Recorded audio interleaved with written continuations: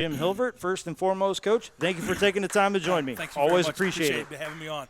Congratulations on another victory, the fourth straight for the Yellow Jackets. Starting to find that rhythm overall as a team, right? Oh, no doubt. First of all, it was a beautiful day. Late October, homecoming. I know there was a lot of people that were nervous about what kind of weather we were going to have because I know Tuesday it was sleeting, snowing, raining, all that kind of stuff.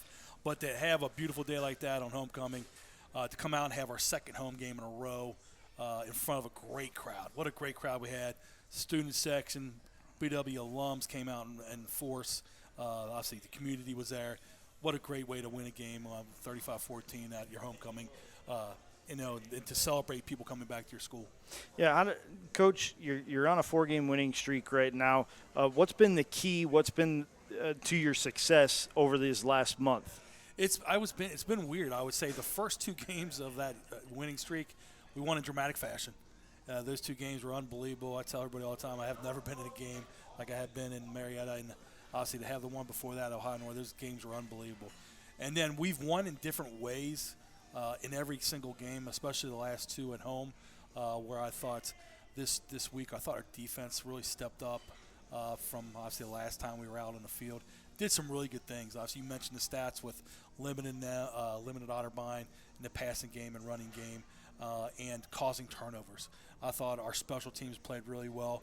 I thought offensively we did some good things the first half and kind of let our foot off the gas in the second half. And I think, too, I talked to the team today, we're -5 in turnovers margin. We need to get that in the pluses. And defensively, we need to cause more turnovers. Offensively, we need to do a better job of taking care of the ball. And I think that could help us, obviously, going down this home stretch. So we have a big opponents in front of us now with Capital going on the road. It's never easy going on the road in the UAC. We got to have a great week of preparation, a great week for us. And we need to put everything together. We have not done that yet. We've not put 60 minutes together. We need to make sure we start doing that down this home stretch. You mentioned that the defense has picked it up as of late. One of the young athletes that we'll be talking to later today, Dillon O'Donoghue. What have you seen from Dillon, and how has he stepped up his play this year for the Yellow Jackets? First of all, Dillon O'Donoghue is a great young man. He's a pleasure to coach. He's obviously last year he set the tone for us on the defense side of the ball. He's a leader, a guy that does it by example, a guy that I thought this game he's starting to hit his stride down the stretch, and he played really, really well. And we had multiple guys play well on defense, and he was definitely one of them. Anthony Kendall was another one. Jordan Smith, Frank Sukup. There's multiple guys that played well on defense, and Dillon's a catalyst on the defense side of the ball. A guy that's really done some great things over the last couple of years. Dillon had one of the 4 sacks that your defense registered. That pass rush was really coming up big at critical times, especially late in that second half. What did you see on film that maybe allowed you and the other coaches to put your guys in position to make those plays? I would say for us, I knew we had to be. I wanted to be more aggressive against Otterbein. I knew the quarterbacks too. I didn't want them to get comfortable in the pocket, and I thought our defensive front 7 did a good job. I thought we brought some heat in different situations that helped us. And I thought we did some good things of mixing it up and dropping 8. I thought we did a really good job on the back end of playing some man-to-man coverage, locking onto those guys. And we had a good mix of all that. And when you put pressure on the quarterback and you get them nervous and jittery back there on top of playing some good man-to-man and guys playing in their zones and not letting them get comfortable, offenses have a hard time, and they had a hard time. Otterbein did. The defensive line maybe doesn't get the credit that it deserves. Really, on any team, that's not just a Yellow Jacket thing. That's just across. Right. They play the unsexy position, if you will. But you have some young men up front that really give you a good effort every time out and allow you to have the success, allow the linebackers to have the success that they do. What can you say about those guys? Guys like Hasim Rashid, R.J. Pegues, Jordan Smith, Frank Sukup, and all the guys up front. It's kind of like the offensive line. When they do all the dirty work and not one really mentions their name until they jump off sides or gets a penalty. Yeah, that's true. And you said their names, obviously. Hasim Rashid, Frank Sukup, Devon Slocum, Pegues, Jordan Smith, Caden Van Court, all those guys, they play extremely hard. They really got after this. I talk about owning the combat zone, owning the trenches, and those guys did that this past week. And sometimes they get unnoticed. until they do something bad. But they really did a great job, and I was really proud of them this past week. Yeah, they had some big shoes to fill with some of the graduation losses that you had last year, but how do you think they've really stepped up and filled those roles? I think they have. I think, like I said, especially of recent, I said the guys are starting to get into their stride. These last couple of games and getting comfortable where everybody's at. I think that definitely helps. And I'm really, like I said, it's time to these next 3 games to keep following the process and keep getting better for us. It was a special day offensively for John Murray Jr. Not the biggest yardage total of his career, but he scored twice and put his name at the top of yet another record list here at Baldwin-Wallace. At this point, does anything that this young man accomplish surprise you? No, not at all. And it's a credit to him. Obviously, all the hard work he's put in. Obviously at BW, and he's obviously a humble young man. Obviously with the offensive line, everybody had blocks for him over the last 4 years that he's played here at BW, and obviously from the receivers, offensive line, tight ends, everybody. And he gives credit to all those guys. But and I talked to him today. It's funny, we were talking about just enjoying the last 3 weeks. To enjoy that moment of having the most touchdowns and these next 3 weeks with your teammates and with your coaches, because these next 3 weeks are going to fly by. I can't believe it's going into the 8th week of the season. It's going by fast. Yeah, no doubt about it. Once that first game comes, they just keep on coming after that. But looking at your relationship specifically with John, you've been here for his entire career. You were on this journey with him. You saw him get injured his senior year of high school. You stuck with him on the recruiting trail, though. What's it been like to be a part of his journey, and what made you believe in him even when he was hurt? First of all, when I first met him, he had that smile, that passion for the great game of football, and a young man that just wanted a chance and an opportunity. And I wanted to make sure I gave that to him. I wasn't going to beat down in the dumps because he tore his ACL. I wanted to stick by him. Obviously, he's facing a little adversity, and I wanted to show him that, hey, I'm going to be there for him through that adversity. And he stuck with me. I stuck with him during this whole journey. And it's been unbelievable. The things he's accomplished, and obviously the different teams that he's been a part of, the leader he is on campus, on the football team. Everybody knows John Murray Jr. And I think it's a credit to him. And just his maturation process over the years, going from the young man he was when he first started to that grown man he is today. Obviously, it's neat to see him become the man he is now. I know he's going to be set up for a huge success down the road. I'm really proud of him. Yeah, if he attacks life like he attacks football, there's no question that John Murray Jr. is going to be a successful person. Taking a deeper look at that win over Otterbein, you held a nearly 7-minute advantage in time of possession. How much of that was attributable to the offensive line and what they were able to accomplish in those trenches? Like you said, doing that dirty work. I think offensive line did a great job. I'll start with George Newcomb and those guys, Nick Messenger. Starts up front with those guys. But also I think, too, getting him turnovers, keep getting the ball back to the offense. I thought a huge special teams play was when Connor Miller recovered the fumble recovery on the 5-yard line. Our offense gets the ball back and we put it in the end zone. But I thought our special teams, Dillon O'Donoghue did a great job of flipping the field, and I thought our kickoff team did a great job. And giving the ball to the offense, constantly giving that ball back to them, eventually the dam will break, and obviously they're going to have a lot of success on the football field.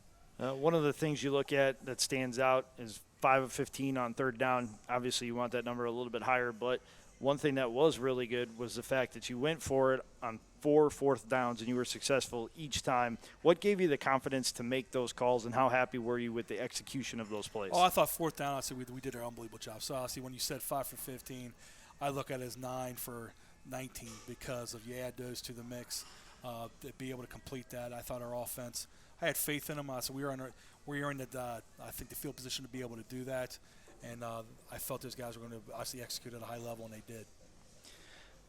So the one other concerning part about the offense was the 3 interceptions, one of which got returned for a 97-yard touchdown. How do you clean up those mistakes? Is it just a line of sight thing? No, I just think it was all of it, just to be able to. We talked about taking care of the ball, being able to be smart with it, make the easy throw. And obviously, just with taking care of ball, if you're obviously when you're a running back, all that type of stuff, making sure you're doing it defensively when you have opportunities to get that interception or fumble, to make sure you do it. And I think for us, as an offense, just making sure we're taking care of the ball. do the easy things. And I think the rest of it will open up all the other big things we're looking for. So after the win against Otterbein, brings the homestand, the brief 2-game homestand to an end. Now you go on the road for 2 weeks, starting with Capital, and you guys have been road warriors all year, so this is nothing new for you. But you go in to Capital. They're 0-7 overall, 0-6 in the Ohio Athletic Conference. What have you seen from the comments on film, and how do you get the team to kind of look past that record, because numbers can be deceiving? First of all, I set the tone today. I think, I tell them all the time, I mean, we have no room to talk about it. I mean, us. We have to worry about us.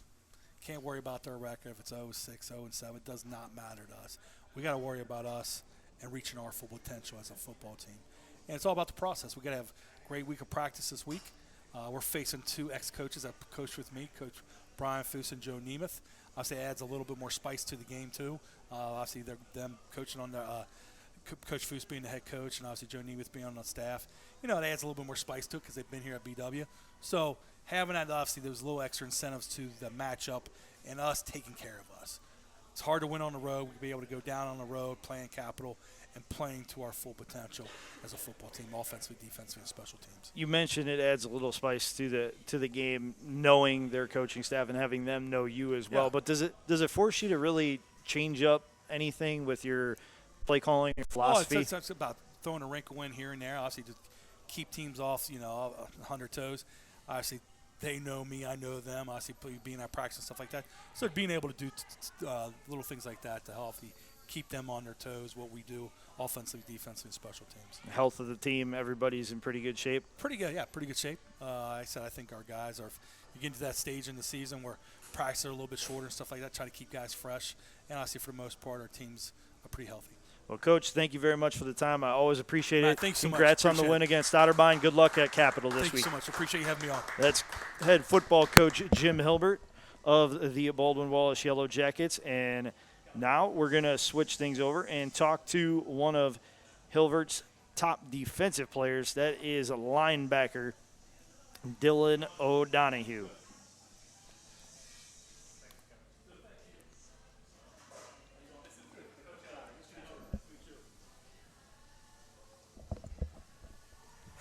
Dillon, thank you very much for joining us here on the BW Athletics Roadshow. Pleasure to talk with you. Appreciate it. Thank you. First and foremost, congratulations on the victory over Otterbein. It brings the win streak to 4 straight games. Yep. How's everybody feeling and enjoying that win streak? Good. Yeah, it's a 4-game win streak. The locker room, everybody's happy and excited. The way we're playing, especially too, because at the beginning of the year, didn't start exactly the way we wanted it to. But now that all of us are playing like we know how we're capable of playing, everyone's just really excited, and we all want to finish the rest of the season strong. What do you think was the turning point that got everybody's attention to say, hey, we're good on paper, but we need to start showing it on Saturdays? I think just all 3 phases of the game. I think at the beginning of the season we were getting ahead of ourselves, not taking it one game at a time, looking ahead. I think after that 3rd game is when we finally started to realize, if we just do our job, play for each other, we can be a very dangerous team. And I think after that 3rd game, starting to get on the win streak is when we found out we're a dangerous team if everybody does their job and plays for each other. Talk about trying to build up that familial bond is what you're seemingly describing to me is you want to be that family where you can trust the guy next to you, the guy in front of you, the guy behind you. Right. How long does it take to build that up, and how was this team able to do it pretty much midstream when you're in the middle of a season and you just had the rough start that you talk about? Right. Well, obviously in camp, everybody's grinding it out. That's when camp, a lot of guys fall off. You kind of figure out who wants to be there and who doesn't want to be there. But I think after the first 3 games is when guys started to finally hold each other accountable, cared about who was going to the lifts, if there were people missing meetings, missing lifts, not showing up to practices, being late.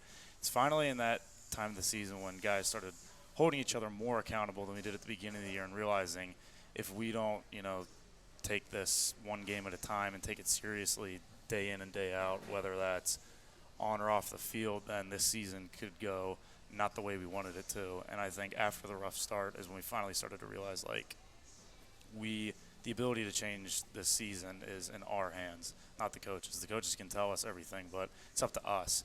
So I think after that 3 games, finally understanding that is what caused the turning point and got this win streak going.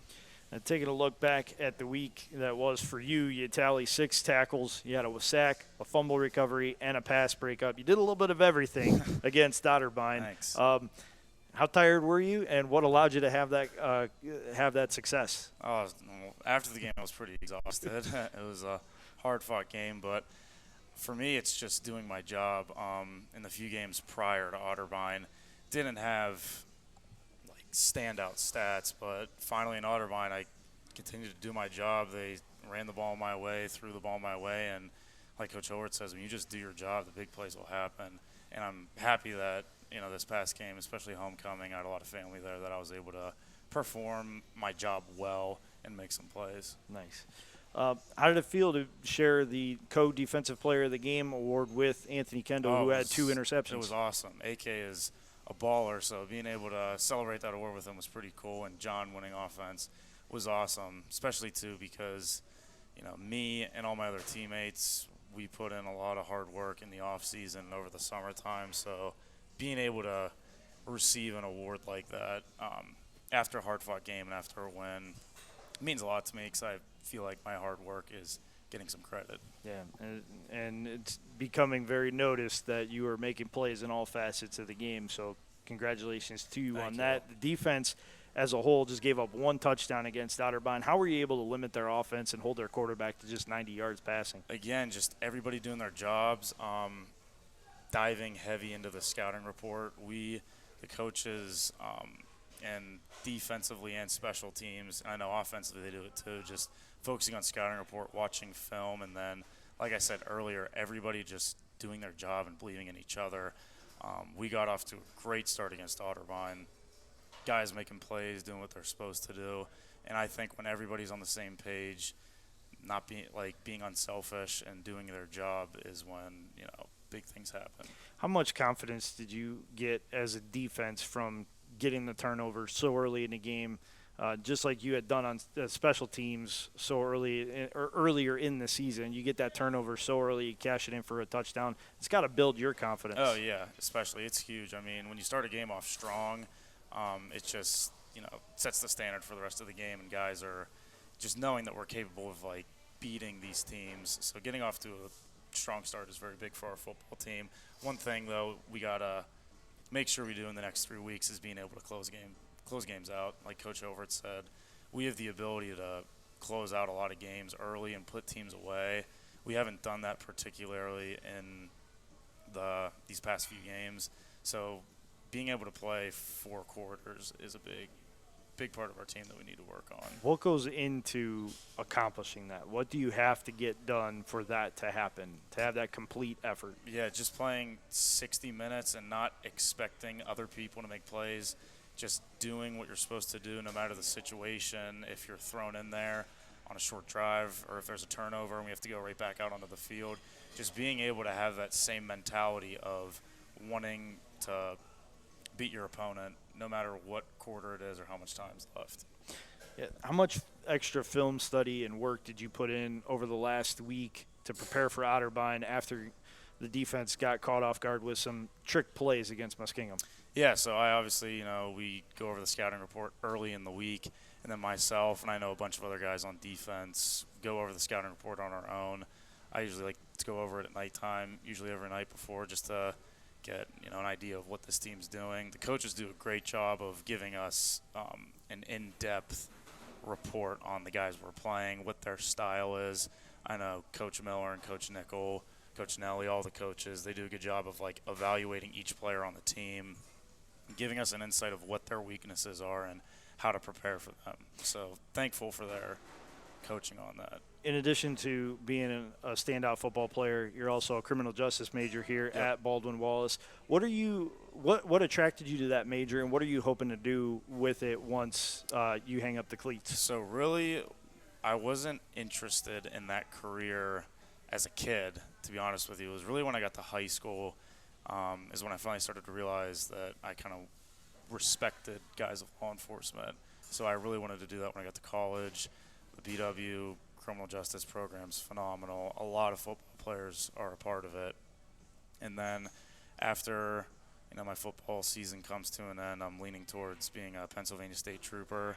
Still up in the air right now, but PA State Trooper or Secret Service is kind of where I'm at. But it all goes back to just the respect that a lot of those guys get. I want to be able to wake up every day and provide change in the world. Are you scheduled to graduate in the spring? Yeah, May. Are you going to use that extra year of eligibility, or is that up in the air right now? That is up in the air. I have not decided yet. To be determined. What do you think is going to be the determining factor in that? Just see how I feel after the season. A lot of guys I talk to that say they're done after 4 years. They realize that they love the game a lot and they want to come back for that 5th year. As it stands right now, I'm going to be graduating in May and finishing all my criminal justice requirements.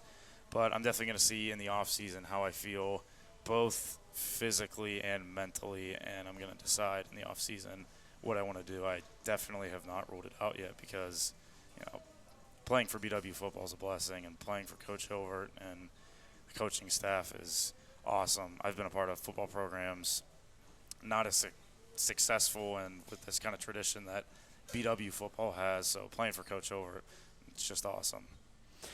Taking a look at the week ahead, you get Capital, much like Coach Hilvert. I'm going to ask you, how do you get everybody, as a leader of the defense, how do you get everybody's attention to say, hey, let's not look at their record and overlook them because we got Heidelberg and Mount Union after that. But how do you come out in those meetings and just say, hey, look, we know what the record is. It's not great, but we still have to handle our business and do what we do best. Yeah, it goes in practice. I give our entire team credit ever since camp and this late into the season. We compete in practice every single day. And obviously Capital's records doesn't look good on paper, but this is OAC football. Anything can happen. So I think this week, having a great week of practice, going 100%, like we've been doing all year, is going to contribute to our game Saturday. And it's why we've been able to contribute so well these past few weeks, is because it's late into the season, but we still have competed just as hard in practice now as we have since camp started. So continuing just that 100% mentality. As a linebacker, you have to sometimes rely on the defensive line to open up those holes for you to make those plays. What can you say about the big guys up front that maybe don't get the recognition that they deserve, but make your job a little bit easier and have make sure that you're facing less bodies when you're coming shooting through the line of scrimmage? All of them are doing a phenomenal job. I mean, we had a lot of graduates last year, my junior that left the D-line, but all the guys that have filled those roles have been doing a great job. I mean, D-line, they do heavy substitutions, but all of them, I give them so much credit. Every single one of them know what they're doing when they get in and when their number's called. Like, I have different guys lined up at stud end on my side, but all of them know what they're doing, and for me it's just comforting because I trust every single guy out there on the D-line, no matter who it is. And talk about the guys behind you as well. To do your job effectively, you have to trust that not only the guys in front of you are going to open up those holes, but the guys behind you, they're going to be able to do their job, hold up on the end, in pass coverage, and then if it's a run play, they need to get into the gap and plug things up. Fortunately for me, I am playing with Jake Hill and Robbie Williamson, two guys I shared the strong side of the field with last year. So I have great trust in those guys. They're both phenomenal football players. And Brandon Seawright and AK on the other side, those guys are veterans. All of them know what they're doing. And having a experienced secondary is nice for myself and the other guys on the field because, it's just we've established that trust and playing with guys on the field like that. It's just awesome knowing that, they know what they're doing and that they're going to get involved in the plays as best they can. You mentioned Robbie Williamson, and this is a young man who's had his nose around the football the entire season, and he's almost had a couple of interceptions. How good would it be for the defense to see Robbie get one and then kind of like lift everybody up? Yeah, it'd be awesome. I know he's come close these past few games. I know he's going to get one sooner than later for sure. He's a great corner. And I know he's going to get one soon. So it would be awesome, if it would be this Saturday or the Saturday after that, because anytime a defense gets a turnover, or a sack, it's just so energizing to us being able to make plays. Yeah, the sacks were something that really stood out from your defensive performance as a whole. You had 4 as a team for 35 lost yards. They came at big times in the game against Otterbein. What allowed you to have that success in terms of rushing the passer, and how is that translatable to what you have coming up this week against Capital? Yeah, so for myself, one of the things Coach Hilvert told me before I blitz, or honestly in any kind of coverage, is just disguise. Don't necessarily show the blitz right away, and that was something that I've been practicing on and working on in practice. So that allowed for me to get my sack in the game last Saturday, and the other linebackers in D-line too. It's just, filling the gap you're supposed to, going 100%, and knowing who you have on certain read options and other things like that. Well, and, yeah, obviously, like you said, Capital, big thing again is just, do our job. If you're supposed to blitz, give switch calls when needed, and just go 100 miles an hour. Well, Dillon, thank you very much for the time tonight. Thank you for all the work that you put in for the Yellow Jackets, and best of luck the rest of this season and in the future. Appreciate it. All right, Dillon O'Donoghue, star linebacker for the Baldwin-Wallace Yellow Jackets. What he said, go Jackets. I will ditto that. Before we get to our final interview of the evening, we're going to take a look.